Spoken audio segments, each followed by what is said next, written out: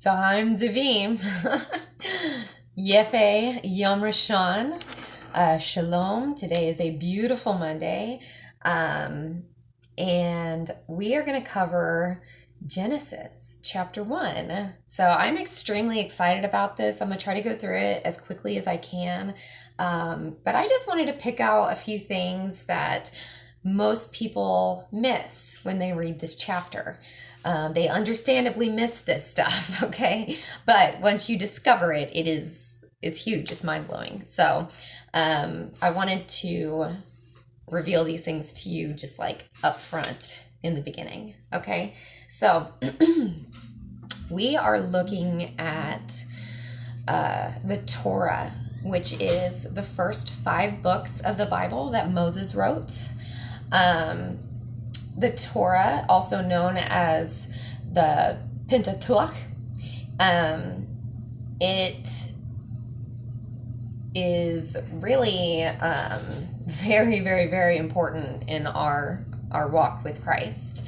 I used to really underestimate how important it was until I dived into it, and it just changed my life. So, Genesis is actually known as, in Hebrew, Bereshit. Bereshit simply means beginnings. So we are going to look at the book of beginnings today, chapter 1, Ichad, chapter 1. And we are actually going to start by just reading the chapter, okay? So let's read through really quick. I am reading from a source called Chabad.org. It's CHABAD.org. This is a Hebrew resource. This gives you a side-by-side of the original Hebrew text with the English translation. So when you guys are going through and you're trying to find the right translation to start with, I would like to recommend the NIV because it's very easy to read. But that being said, you definitely should look at other translations. So there's a whole line of different translations over the centuries, okay? And what I have seen in many, many, many instances throughout the Word, unfortunately, is that we have ended up with almost like a bad game of telephone because of all of these translations over the years. So we originally went from ancient Hebrew. We were writing things out in modern Hebrew, translating it out into Greek, then out into Latin, which is where we came up with our English language formed from Latin. So instead of just going through all those different translations and just wondering, like, is this really what it says? Is this the right translation? Is this the right word? Let's just jump all the way back to Hebrew, you guys. Okay, the original translation there. Okay, so I'm looking at this website. I'm going to go ahead and read Bereshit chapter 1. In the beginning of God's creation of the heavens and the earth. Now the earth was astonishingly empty, and darkness was over the face of the deep, and the Spirit of God was hovering over the face of the water. And God said, "Let there be light," and there was light. And God saw that the light was good, and God separated between the light and between the darkness. And God called the light day, and the darkness he called night. And it was evening, and it was morning, one day. And God said, "Let there be an expanse in the midst of the water, and let it be a separation between water and water." And God made the expanse, and it separated between the water that was below the expanse and the water that was above the expanse. And it was so. And God called the expanse heaven, and it was evening, and it was morning, a second day. And God said, "Let the water that is beneath the heavens gather into place, and let the dry land appear." And it was so. And God called the dry land earth, And the gathering of the waters he called seas. And God saw that it was good. And God said, let the earth sprout vegetation, seed-yielding herbs, and fruit trees producing fruit according to its kind, in which its seed is found on the earth. And it was so.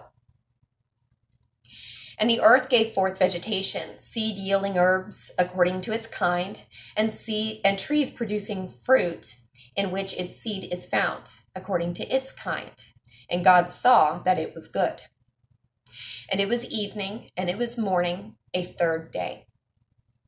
And God said, let there be luminaries in the expanse of the heavens to separate between the day and between the night. And they shall be for signs and for appointed seasons and for days and years. And they shall be for luminaries in the expanse of the heavens to shed light upon the earth. And it was so. And God made the two great luminaries, the great luminary to rule the day, and the lesser luminary to rule the night, and the stars. And God placed them in the expanse of the heavens to shed light upon the earth, and to rule over the day and over the night, and to separate between the light and between the darkness. And God saw that it was good. And it was evening, and it was morning, a fourth day. And God said, let the waters swarm, a swarming of living creatures, and let fowl fly over the earth across the expanse of the heavens. And God created the great sea monsters and every living creature that crawls, with which the waters swarmed according to their kind, and every winged fowl according to its kind. And God saw that it was good. And God blessed them, saying, be fruitful and multiply, and fill the waters of the seas, and let the fowl multiply upon the earth. And it was evening, and it was morning, a fifth day. And God said, let the earth bring forth living creatures according to their kind, cattle and creeping things, and the beasts of the earth according to their kind. And it was so. And God made the beasts of the earth according to their kind, and the cattle according to their kind, and all the creeping things of the ground according to their kind. And God saw that it was good. And God said, let us make man in our image, after our likeness, and they shall rule over the fish of the sea, and over the fowl of the heaven, and over the animals, and over all the earth, and over all the creeping things that creep upon the earth. And God created man in his image. In the image of God, he created him. Male and female, he created them. And God blessed them. And God said to them, be fruitful and multiply, and fill the earth and subdue it, and rule over the fish of the sea, and over the fowl of the sky, and over the beasts that tread upon the earth. And God said, behold, I have given you every seed-bearing herb, which is upon the surface of the entire earth, and every tree that has seed-bearing fruit, it will be yours for food. And to all the beasts of the earth, and to all the fowl of the heavens, and to everything that moves upon the earth, in which there is a living spirit, every green herb to eat. And it was so. And God saw all that he had made, and behold, it was very good. And it was evening, and it was morning, the sixth day.